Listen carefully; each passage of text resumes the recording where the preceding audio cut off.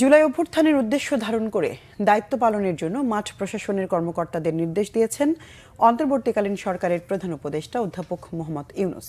প্রধান উপদেষ্টা বলেন, সবার অধিকার নিশ্চিত করতে চায় সরকার। পুলিশের মধ্যে যারা অপরাধী তাদের অবশ্যই শাস্তি হবে জানিয়ে অন্যদের নির্ভয়ে দায়িত্ব পালনের আহ্বান জানান প্রধান উপদেষ্টা। এছাড়া দ্রব্যমূল্য নিয়ন্ত্রণে সরকার চেষ্টা চালিয়ে যাচ্ছে বলেও জানান তিনি। রকুনুজ্জামানের রিপোর্ট। তেজগাঁও নিজ কার্যালয় থেকে ভিডিও কনফারেন্সের মাধ্যমে 4টি বিভাগ ও 31টি জেলার কর্মকর্তাদের সাথে কথা বলেন অন্তর্বর্তীকালীন সরকারের প্রধান উপদেষ্টা অধ্যাপক মোহাম্মদ ইউনূস। অভ্যুত্থানের স্পিরিটকে ধারণ করে মাঠ পর্যায়ের কর্মকর্তাদের দায়িত্ব পালনের নির্দেশনা দেন তিনি। সরকারি কর্মকর্তা হিসেবে এখন যেহেতু পরিস্থিতি পরিবর্তন হয়েছে, সেই পরিবর্তনটাকে আমাদের ধারণ করতে হবে। ধারণ না করলে তাহলে মনে হবে যে কি আর কিছু হলো, এই অভ্যুত্থান কিছু দেখি না এখানে, এরকম যেন মনে না। এটাকে আমরা কিভাবে সামনে নিয়ে আসতে পারি, যার যার মতো করে। এটা একটা সার্বিক একটা চেহারা আছে, তবে নিজেদেরকেও চেষ্টা করতে হবে যে এটাকে ধারণ করা। এটার পেছনে যে শক্তি, এটার পেছনে যে চিন্তা,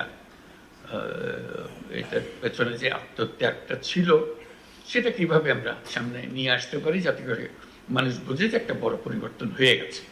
প্রধান উপদেষ্টা পুলিশের মনোবল ফিরিয়ে আনতে উদ্যোগের পাশাপাশি দোষীদের শাস্তি নিশ্চিত করার কথাও বলেন।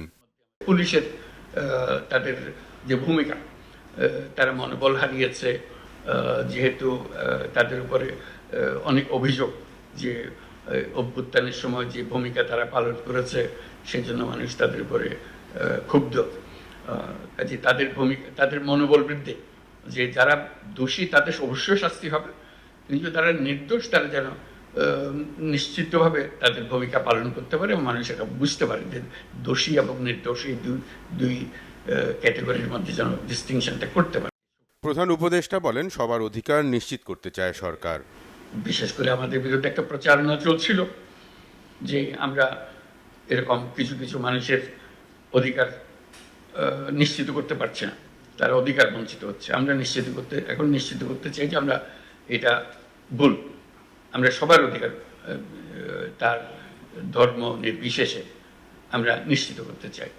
এটা আমাদের একটা অগ্রাধিকারের মতো একটা বড় জিনিস হবে, যাতে আমরা শান্তিপূর্ণভাবে এক পরিবার হিসেবে আমরা বসবাস করতে পারি।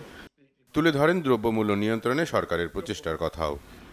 দ্রব্যমূল্য একটা বড় ইস্যু, এখান থেকে চেষ্টা হচ্ছে কিভাবে এটাকে আয়ত্তে আনা যায়। শিক্ষার্থীদের হাতে পাঠ্যপুস্তক তুলে দেওয়া সহ বিভিন্ন ক্ষেত্রে নিয়ম শৃঙ্খলা আনার কথাও বলেন প্রধান উপদেষ্টা অধ্যাপক মোহাম্মদ ইউনূস। রকুনুজ্জামান, বাংলাভিশন, ঢাকা।